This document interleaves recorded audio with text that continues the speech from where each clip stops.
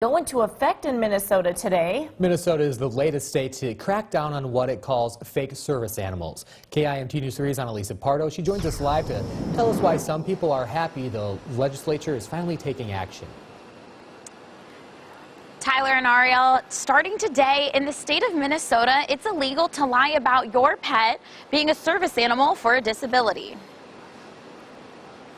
The law defines a service animal as any dog that is individually trained to work or perform tasks for the benefit of an individual with a disability, which is different than a therapy or emotional support animal. This man uses a service animal for his eyesight. He doesn't want to interview on camera, but does tell me this law will help people like him who really need these animals. The law is also giving tools to businesses to make sure no one is wrongfully pulling this in their business. But for Jason Windsor with Victoria's Restaurant in Rochester, this law is helpful, but it's all about training staff. So we don't question it at all. Obviously, I've had no issues with it before either. That these people depend on these animals.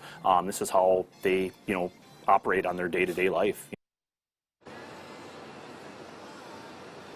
Under this new law, businesses will also be able to put up what are called conspicuous signs that would look something like this.